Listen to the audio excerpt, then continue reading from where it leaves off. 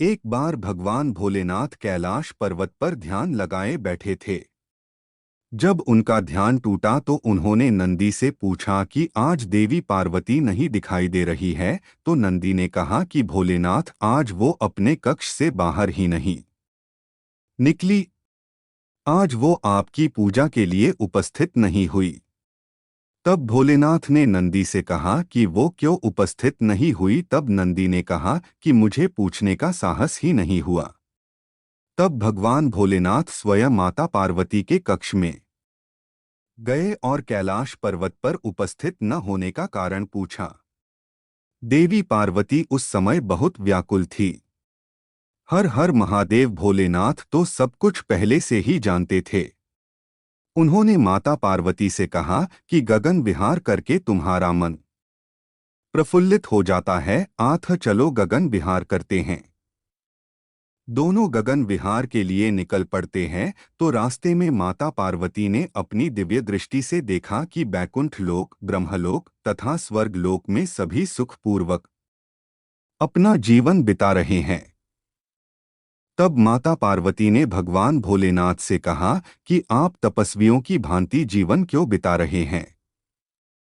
सभी देवता अपने जीवन को आनंद और सुखपूर्वक बिता रहे हैं और आप तपस्वियों की भांति जीवन बिता रहे हैं, ऐसा क्यों? तब भगवान भोलेनाथ ने माता पार्वती से कहा कि देवी, लगता है कि आप महलों में रहने के इच्छुक है।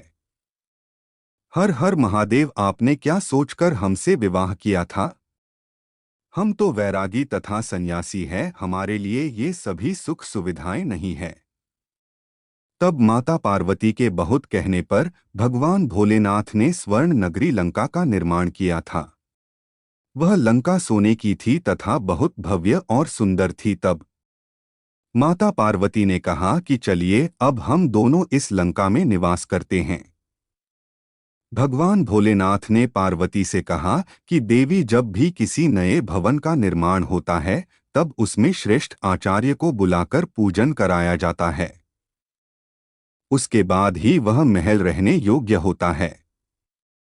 भगवान भोलेनाथ ने देवर्षि नारद को यह आदेश दिया कि वह ऋषि विश्रवा के पास जाकर उन्हें लंका पूजन के लिए सूचित करें।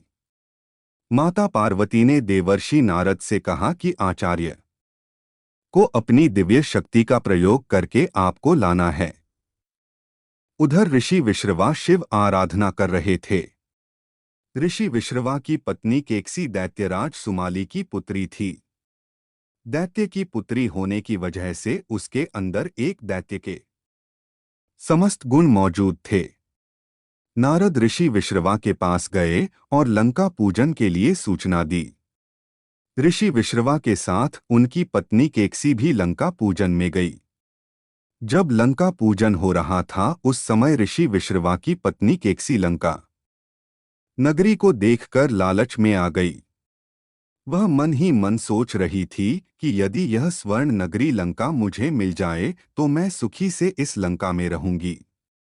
जब लंका पूजन संपन्न हुआ तब ऋषि विश्रवा ने कहा कि भोलेनाथ, अब मुझे यहाँ से चलने की आज्ञा दीजिए। हर हर महादेव। तब भगवान भोलेनाथ ने कहा कि आपने अभी तक दक्षिणा तो ली ही नहीं। बिना दक्षिणा के मैं आपको यहाँ से नहीं जाने दूंगा। ऋषि विश्रवा ने कहा कि मुझे कुछ नहीं चाहिए। तब भगवान भोलेनाथ बोले कि दक्षिणा तो आपको लेनी ही होगी। केकसी ने ऋषि विश्रवा से कहा कि दक्षिणा में आप यही लंका मांग लीजिए। तब विश्रवा ने मजबूरीवश भगवान भोलेनाथ से लंका दान में मांग ली।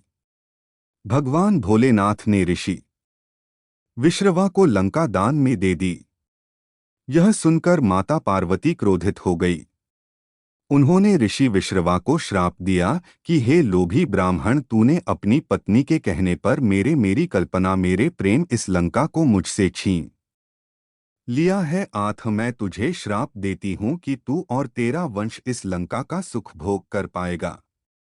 हर हर महादेव, तेरे आंखों के ही सामने तेरे संपूर्ण वंश का सर्वनाश हो जाएगा।